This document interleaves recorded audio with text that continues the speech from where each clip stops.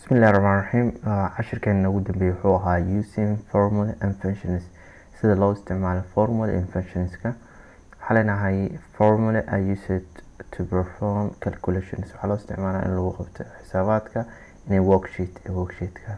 All formula must begin with inay ka bilowdaan equal sign, calaamada equal oo laga wado calaamadan equalka ama lamid ah. Waxaa leenahay marka formulas can consist of waxay ka koobnaan kartaa the following elements.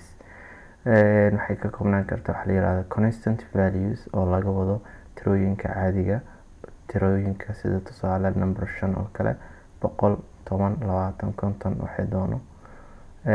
Sidoo kale cell reference waxa la yiraahdo oo such as A1 oo kale ama A1 ilaa iyo labada dhibic waxaa laga wadaa ilaa laga wadaa macnaha A1 ilaa A3 macnaha maxaa u dhaxeeya A1 A2 A3 laga wadaa isku wada dar oo kale u isticmaali kartaan oo arkeena.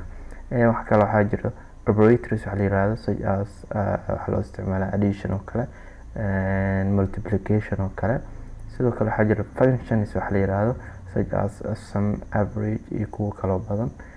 Waxaa leenahay markaa waxa ku hormarinayna waxa la yiraahdo using operators. Calaamadaha marka la isticmaalayo mid kasta wuxuu u taagan yahay maxaa loo isticmaalaa.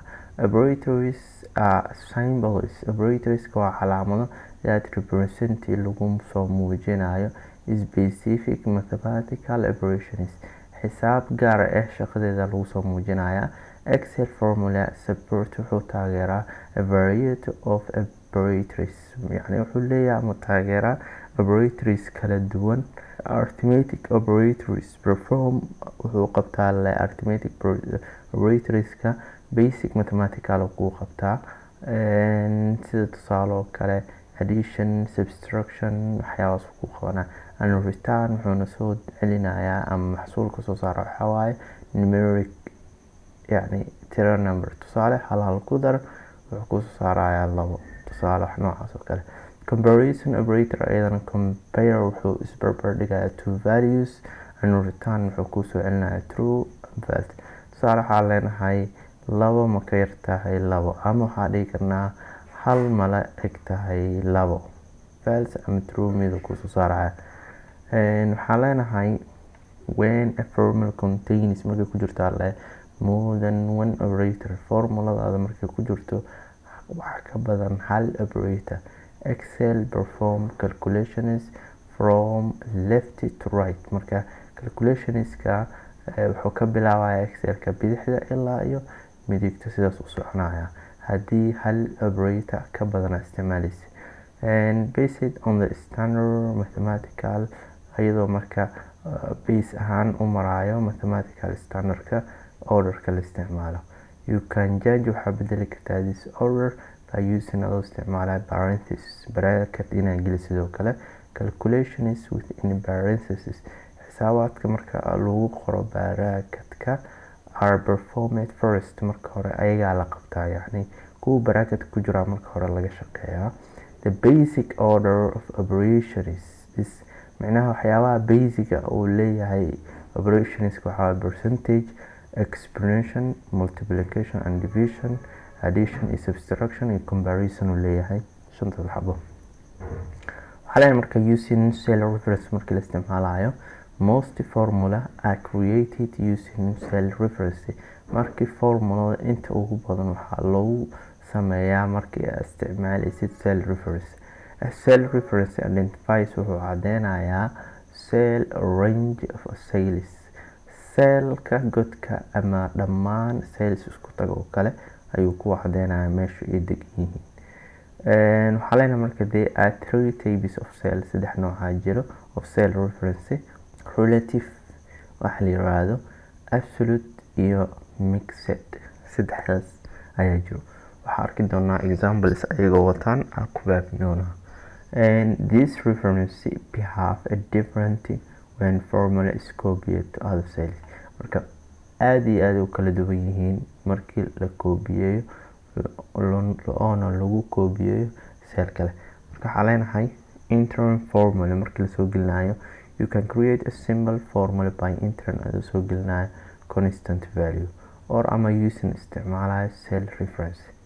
The advantage of using cell reference faa'iidada uu leeyahay marka la isticmaalayo cell reference in a formula is that the formula automatically recalculates dib isku xisaabin kartaa whenever the value in any cell reference in the formula changes. Macnaha xisaabta way isbedbedelaysaa oo tusaale xisaabta hal mar aad dejisay kadib haddana dhexda waxaa ka samaysay midaa ka bixisay xisaab kala soo gelisaa tiradii ka yar ama tiradii ka weyn automatic asaa isbedelaya ama total cusub kusoo saaraya. To enter markaa soo gelinaysa formula waxaa leenahay select waxaad doorataa cellka aad rabtid inaad soo gelisid kadib waxaa leenahay equal aa qoraysaa kadib waxaa leenahay enter first value aa u baahan tahay ama cell reference. Cell reference waa sheegay waxaa dhahnay godka markaas cellka aad rabtid in aad iskugu dartay godkii uu degnaa waxaa leenahay cell reference. meesha laga arkana hore usoo sheegnay cell reference soo ma. Enter waxaa gelisaa desired operator-ka u baahan tahay calaamada u baahan tahay enter the next value or ama cell reference. Repeat waxaa ku celisaa step 4 iyo 5 oo kale as needed to the complete the formula si aad u dhamaystirto macnaha sida ugu baahan tahay 5 xabo 6 xabo 10 xabo markay saarto uu soo celi kadibna waxaa leenahay enter leedahay marka dhamayso. And when finished press the enter key. The result of the formula appears kusoo muuqanaysaa in cell reference. Tusaale hadda meesha waxaa noogu qoran 100 iyo 200 marka 100 lagu daray 200 waxaa la dhahay A1 waxaa loo dhahay godkaan hadeertaan oo 100 ku jiro marka la fiiriyo columnkiisa waa A rowgiisa marka la fiiriyana waa 1 marka A1 sidaas loo dhahay oo cell reference ahaan loo isticmaalay plus lagu daray 200 godka uu ku jiro waxa waaye isagina columnkii oo A ku jira rowgiisa waxa waaye 2 isku qob marka A2 kadib waxaa leenahay A2 hadhow marka enter marka dhaho waxaa ii soo baxayo 300 sidaas marka xisaabaad ku samaysan kartaa. waxaa ka bilaabi doonaa cashirkeen xiga using functions and formulas practicada hadda sameynayna. waxaa ku hormarayaa qaybtan tusaale qaybtan haddii 2 ama 3 aan niga tuso inta kale assignment ahaan ama quiz ahaan u gali doontaan adinkaana isku dayayo. waxaa leenahay tusaale waxaa sameynayaa operator-kan oo calaamadan plus description kiisa waxaa waaye addition oo yani faahfaahinta ama calaamada magaceeda oo kale. example kuna sii waa kana tirada soo baxda ama natiijada soo baxda waa kana marka waxaa leenahay isku dayana inaan sameyno waxaa leenahay tusaale calaamada plus aragna inaan isticmaalno waxaa leeyahay hal lagu daray hal marka waxaa waajib ah markii excel aad joogto xisaabna aad isticmaalaysid waa inaa equal aadan ka iloobin xisaabta noocee doontaana ha ahaato ama ku dar ka jar u qaybi equal waa inaa ka bilaawdid marka hore waxaa leenahay marka equal ka bilaaw kadib waxaa leenahay equal markaa ka bilaawdid number 1 lagu dar markaa leenahay waxaa leenahay shift qabo calaamada plus ka taabo keyboardka hore usoo fahanteen waxaa leenahay kadibna number 1 hal lagu daray hal kale ma qaadan karaa waa qaadan karaa laakiin hadda waxaa qaadana tusaale 7 oo kale kadib waxaa leenahay enter fadhe hal lagu daray 7 wuxuu noo soo saaray 8 okay ka jaraa rabaa haddana inaan sameeyo maxaa dhahaa equal haye tusaale 5 laga jaray 3 laga jaray marka calaamada minuska caadiga taabanaysa 3 kadib waxaa leenahay enter haddana wuxuu sameeyey 5 3 ka dar 2 haye waxaa kaloo sameyn kartaa ku dhufo waxaa leenahay tusaale waxaa rabaa equal aa leedahay 2 shift qabo kadibna 8 kadib waxaa leenahay shift 8 markaa dhahdid numberka ku dhufadin tusaale 3 ku dhufanaya enter aa leeyahay waxaa isoo baxay 6 sidaas oo ku wadaysaa marka qaacidada qaabka example-ka u sameyn lahayd intaan kugu qoran yahay min u geli natiijada kusoo baxaysan oo arki doontaa. qaybo waxaa jira marka qaybtaan u qaybida adinkaa sameyn karo percentage-ka yani boqolley oo kale waaye waxaa dhigi kartaa boqolkiiba 20 marka 0.2 ay noqonay marka isku dayno. Waxaan leenahay equal 20 boqolkiiba waa marka boqolkiiba marka gelina waxaan leenahay shift qabo keyboardkaaga number 5 taawo ama meesha calaamada boqolkiiba ku qoran tahay.